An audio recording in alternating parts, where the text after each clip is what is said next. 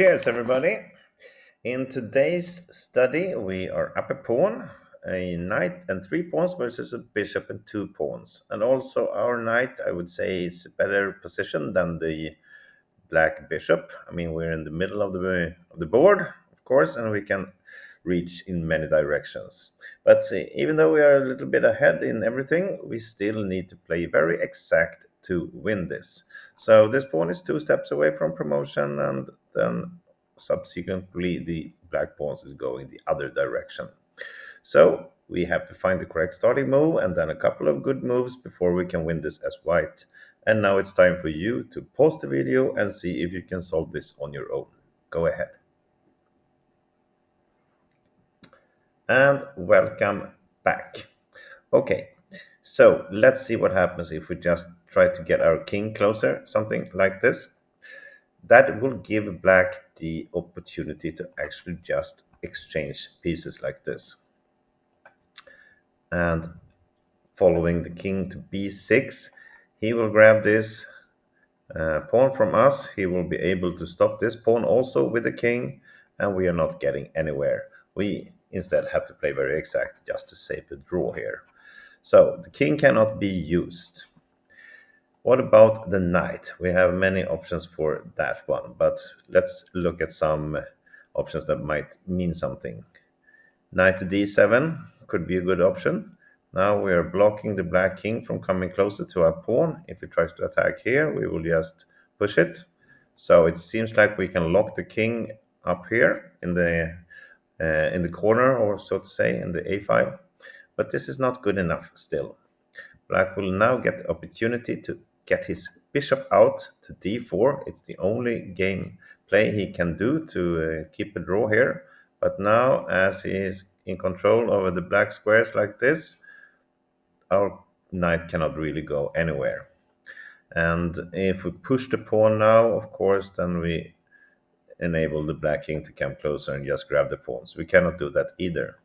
If we try to get our king closer and attack the bishop here, perhaps, and get the king around something like this, this is just not quick enough, because black has one defense that will stop everything, and that is to play the bishop to f2. He's now targeting this pawn, and still we cannot push the pawn. King will just come closer, and our king cannot come up here. It's guarded by the bishop. And if we move the knight, the same will happen. We will allow the black king to come closer to b6. Even if we can't grab this, we can put it on c7 and stop everything. So it could happen something like this.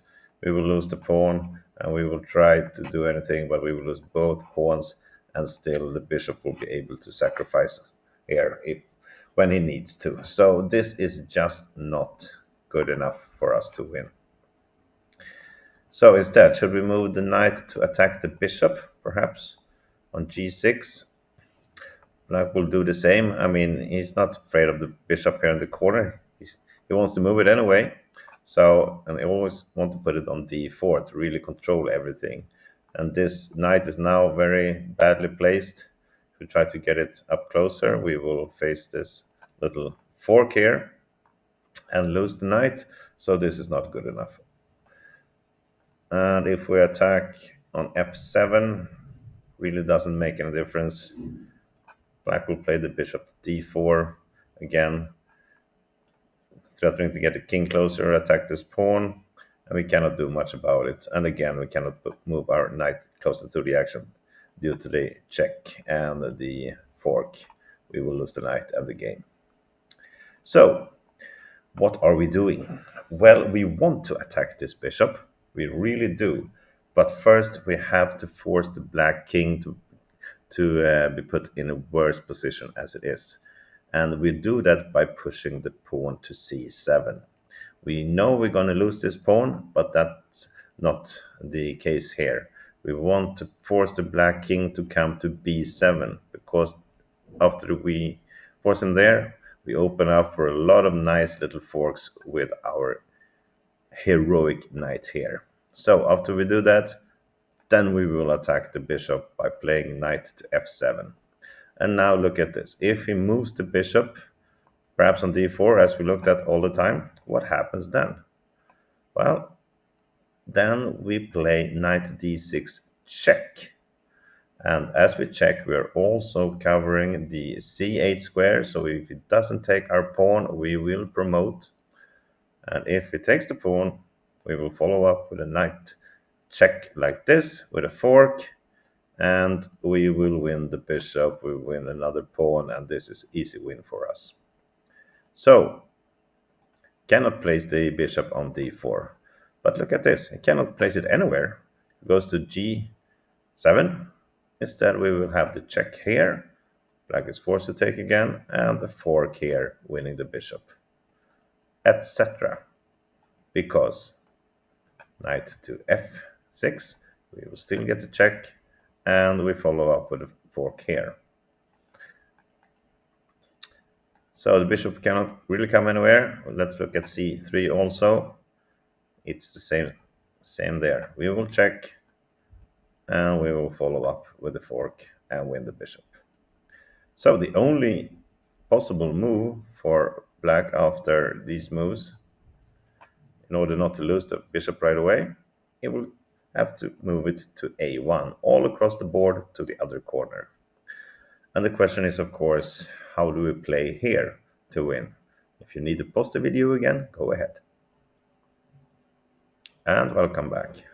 Well, this was the only possible square for the black bishop to hide out. And now we realize, well, our king is not doing anything. It's too far away to go up and help with this pawn. What should we do with it? Well, we use it to attack. So we simply play king a2 to attack the bishop here also. And now we taken away these two squares again, and we've seen what happens wherever he goes in these squares. We will follow up with a knight check on d6. Black is forced to take the pawn, and then we will have a fork either on b5 or on e8 with the knight, and black will just have to resign. So really, after we go here, the black bishop is lost, and when it's lost, even though we're losing this pawn, of course, the knight and these two pawns will win this easily. So that's how we solve this little study. I hope you enjoyed the video. See you again tomorrow for something else. Bye bye till then.